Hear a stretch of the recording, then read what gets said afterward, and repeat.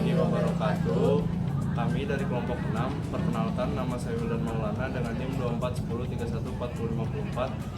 Saya Sofo Fudrijan dengan NIM 2410314048. Saya Nasya Kaya Salimina dengan NIM 2410314053. Kami dari kelompok 6 dengan materi pengiriman suara via pipa air. Kami akan melakukan percobaan pengiriman suara dengan media botol kaca yang diisi dengan air dengan volume air yang berbeda-beda. Jadi frekuensi suara adalah banyaknya getaran suara yang dihasilkan dalam satu detik. Jadi di sini kita memiliki 3 jenis botol. Yang pertama, botol yang diisi air dengan volume hampir penuh. Lalu botol kedua adalah botol yang diisi air dengan volume setengah. Lalu botol ketiga adalah botol yang diisi air dengan volume 1/4. Jadi ketiga botol ini memiliki frekuensi yang berbeda-beda.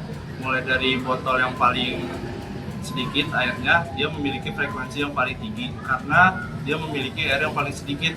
Lalu botol yang di bagian tengah memiliki frekuensi sedang, dan botol yang di paling banyak airnya memiliki frekuensi yang paling rendah. Hal tersebut dikarenakan air yang terdapat di dalam botol akan meredam getaran yang dihasilkan botol ketika botol tersebut dibunyikan atau dipukul menggunakan benda. Jadi semakin sedikit air yang berada di dalam botol, getarannya akan tidak terlalu teredam dan frekuensi yang dihasilkan akan semakin tinggi. Jika volume airnya semakin banyak di dalam suatu botol, maka frekuensi yang dihasilkan ketika dipukul akan semakin rendah.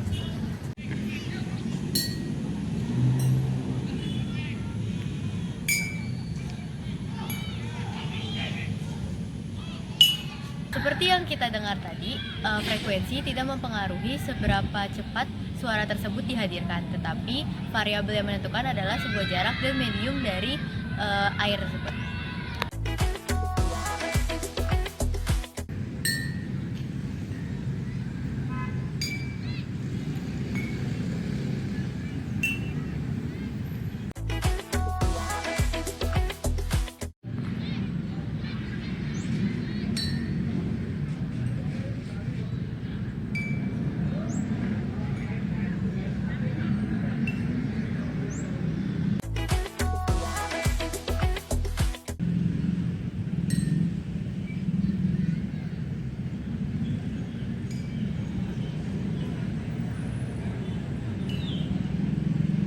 Seperti yang sudah kita dengar bahwa botol yang berisi paling sedikit air atau memiliki frekuensi yang paling tinggi itu memiliki jarak rambat yang lebih rendah atau lebih pendek dibandingkan dua botol lainnya.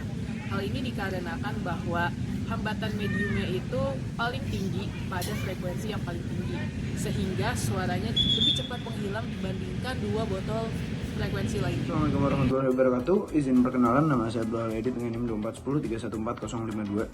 Di sini saya ingin menjelaskan hasil percobaan yang telah kami lakukan, yaitu pembuktian tentang volume air dalam botol itu dapat mempengaruhi frekuensi suara yang dihasilkan ketika botol itu diketuk. Jadi dari hasil percobaan kami dapat menyimpulkan bahwa semakin banyak air itu, maka frekuensi yang dihasilkan pun akan semakin rendah. Ini karena air di dalam botol itu menyerap dan meredam getaran yang dihasilkan pada dinding botol. Jadi botol yang penuh air itu akan menghasilkan ada yang rendah, sedangkan botol yang airnya sedikit menghasilkan ada yang lebih tinggi. Tapi yang menarik, meskipun frekuensinya itu berbeda, tapi waktu rambat suara ke telinga itu ternyata tidak berubah. Jadi artinya suara bernada rendah dan tinggi akan sampai ke pendengar pada waktu yang sama selama jarak dan mediumnya sama. Ini karena kecepatan rambat suara itu bergantung pada sifat mediumnya, bukan pada sifat frekuensinya. Nah, jadi percobaan kali ini tuh kami mendapatkan kesimpulan bahwa volume air itu mempengaruhi frekuensi bunyi, tapi frekuensi itu tidak mempengaruhi waktu rambat suara. Oke, sekarang lanjut ke implementasi dari frekuensi tadi di dalam kehidupan sehari-hari. Jadi karena frekuensi itu walaupun tadi itu nggak berpengaruh kepada waktu rambat suara, tapi ternyata frekuensi itu berpengaruh ke jarak rambat suara. Kayak misalkan contohnya itu ada di kapal selam. Jadi sistem komunikasi kapal selam itu menggunakan gelombang frekuensi yang sangat rendah. Biasa itu disebut VLF atau WLF. Jadi tujuannya itu, kenapa pakai frekuensi yang sangat rendah? agar gelombang itu bisa menembus air laut itu lebih jauh, karena frekuensi yang rendah itu punya redaman yang kecil. Jadi sinyal itu bisa sampai di kapal selam di kedalaman besar tanpa cepat hilang. Sedangkan untuk contoh kedua, ada di teknologi sonar militer. Jadi kalau sonar militer ingin menjangkau jarak yang jauh, mereka itu pakai frekuensi yang rendah supaya gelombangnya nggak cepat melemah, tapi kekurangannya resolusinya itu jadi rendah. Gambar ataupun pantulan yang dihasilkan pun jadi nggak terlalu detail. Sebaliknya, kalau misalkan militer itu ingin mendapatkan hasil yang lebih bagus, maka menggunakan sonar militer resolusi tinggi untuk mendeteksi.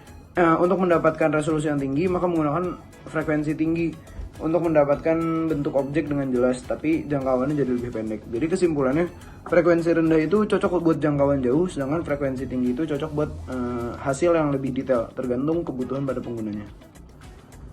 Sekian dari kelompok kami. Dengan percobaan pengiriman suara via pipa air yang kami coba menggunakan botol kaca yang diisi dengan air.